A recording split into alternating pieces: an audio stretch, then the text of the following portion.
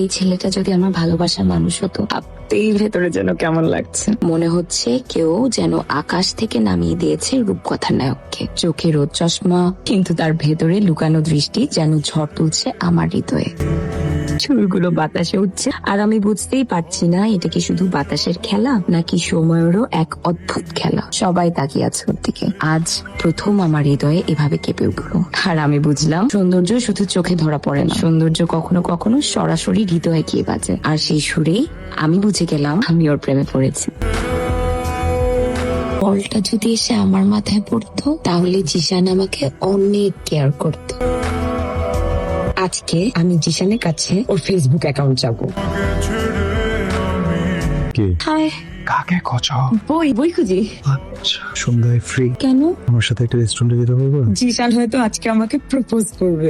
রেস্টুরেন্টে প্রবলেম যাওয়া যাবে না? আমি তো ইউনিভার্সিটির পরে সারাক্ষণ রেস্টুরেন্টেই থাকি। আসলে সারাক্ষণ হোস্টেলে থাকতে ভালো লাগে না, বাবা বিদেশে থাকে তো। এই জন্য আজকে এই রেস্টুরেন্ট, কালকে ওই রেস্টুরেন্ট, সারাক্ষণ রেস্টুরেন্টে ঘুরে বেড়াই। বন্ধুর পরে ওকে পারবো। হাই জিশান। ও হাই, তুমি এখানে? তুমি তো আমাকে আসতে বললে। ও হ্যাঁ, বসো না, এটা চেটান দে। আচ্ছা guys, meet my friend Arpita. আমার বাকি বান্দর বন্ধু বান্ধব, আমরা একসাথে স্কুলে ছিলাম, কলেজে ছিলাম, and আমরা ইউনিভার্সিটিতে একসাথে ভর্তি হয়েছি। ওকে আজকে ইনভাইট করলাম তোদের সবার সাথে পরিচয় করায় দিতে। আই এম রিয়েলি সরি, আমি না মাঝে মধ্যে কি যেন এলোমেলো করে ফেলি। তুমি কি তোমার ফ্রেন্ডের সাথে আজকে দেখা করানোর জন্য আমাকে এখানে ডাকছো? ভালো হলো না পরিচয় করে দিয়ে?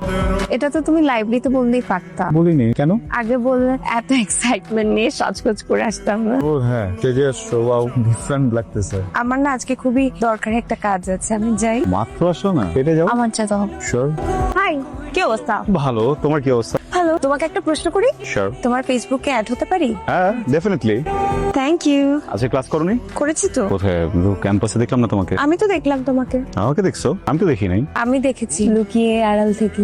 লুকিয়ে আড়াল থেকে কেন? দেখো, ফ্রেন্ডশিপে না লুকিয়ে আড়াল থেকে কিছু হয় না। ফ্রেন্ড একসাথে হাঁটবে, আড্ডা দিবে, গান গাবে, গল্প করবে। কোনোভাবে যদি ফ্রেন্ডশিপে লুকিয়ে আড়াল থেকে এই ধরনের ব্যাপার চলে আসে তখন কিন্তু বন্ধন ভেঙে যায়। বন্ধন চিরজীবন আটকে রাখা যায় না। সরি? কিছু না, চলো ঘুরি।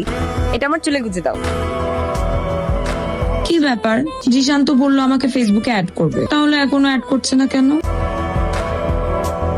সারা বছর একসাথে আড্ডা দিই কয়জন, তার থেকে 5 জন। প্রবলেম হলে দৌড়ে আসে কয়জন, এই 4-5 জন। গুড ডেইজও এরা, ব্যাড ডেইজও এরা। তাহলে বছরে যখন একবার বার্থডে সেলিব্রেট করবো তখন 1000 মানুষকে দাওয়াত দিব। সেভ ইউর মানি, যে টাকা বাঁচবে আমরা 3 ডে লং ট্যুর করবো। ওকে? তুই এটা বলবি সেটাই। তুই হ্যালো, পিৎজা খেতে আসছো? আমি তো এখানে প্রতিদিন মালাই চা খেতে আসি। চা খাবা? কি হলো?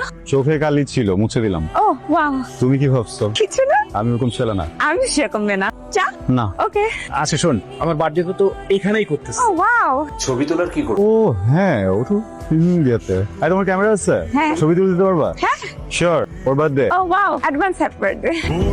আমি অনেক ভালো ছবি তুলি। লাইক আমার মতো ছবি পুরো ইউনিভার্সিটিতে কেউ তুলতে পারে না। আমি তো সারাক্ষণ ছবি তুলি।